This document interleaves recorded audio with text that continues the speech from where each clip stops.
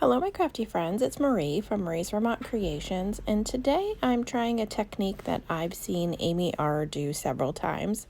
So this is a pill bottle cap that I have that was a circular shape about the size of a moon that I wanted, and I am using some Distress mica sprays that I had.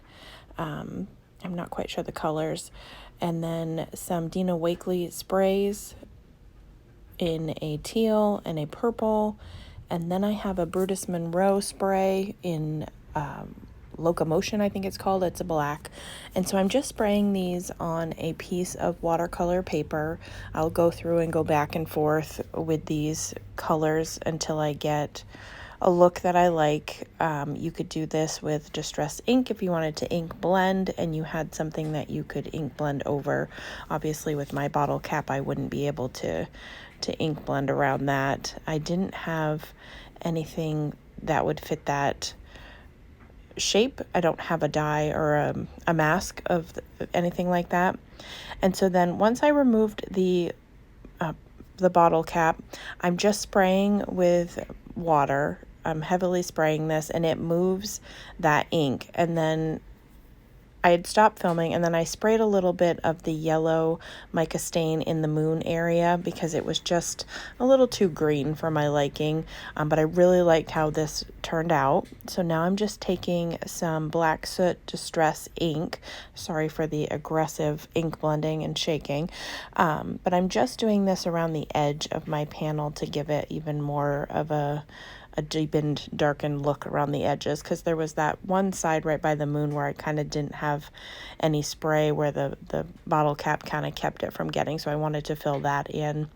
So I've cut this panel down and I am just going to make this into a flat shaker. I really just wanted to do the background technique and wasn't quite sure what I wanted to do with the panel once I had it done, so I thought it would make a good full panel shaker card. So you've seen me do these multiple times. I'm just taking some repurposing some packaging from a stamp set that I have, and I'm using double-sided tape, and I will adhere down 3 of the sides. And then I am going to take some sparkle blends, which are, it was an Etsy shop that has since closed, but I have a significant amount of embellishments from this company.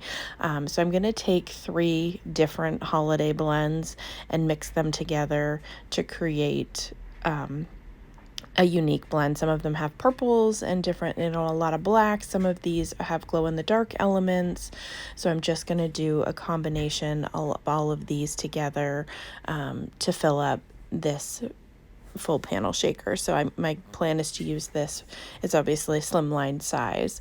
I didn't end up adding it to a card base when I was done. I will do that later, but I wanted to get the shaker portion finished. There was one blend that had larger circled little balls in that, and that's what I'm picking out right there, because those in the flat shakers tend to get really bumpy, so I tried to go with the more low profile items in the shaker mix. And of course I decided that I didn't have enough, so I'm just going to go through and add a little bit more to fill in the shaker.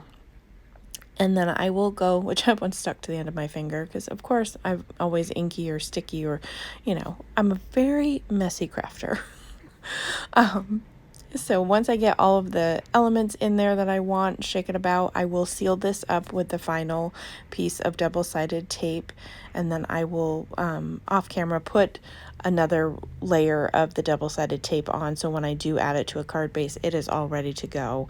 But then I will take the stamp set that came in the limited edition Simon Says Stamp Halloween kit, and I haven't used this particular stamp yet. I'm going to take that and put it in my MISTI with a scrap piece of white cardstock and stamp it with the black ink a couple of times to get a good impression. And it's just a little like sign, and there's a banner section for it, right there with the skull and crossbones. I'm going to use that. And then I will take the Happy Halloween sentiment from the same stamp set that fits in that little banner area and stamp that in there using the same VersaFine Clear Nocturne ink. And I did have to stamp it twice because I didn't get, it's a really solid stamp, so I did stamp it twice to make sure that I got a really good impression. And then once I get the Happy Halloween sentiment stamped in there, which amazingly I lined up correctly, because usually I will get these very off when I think I have it correctly.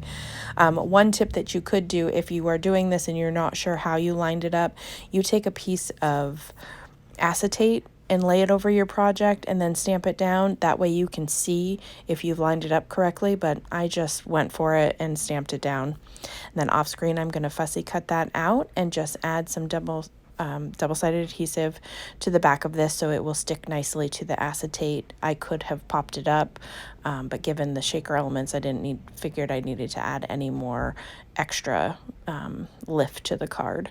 So then I will peel off the backing and adhere that down to my card, and that is going to complete this project for today. If you have any questions or suggestions of projects you'd like to see in the future, definitely feel free to leave them for me down below.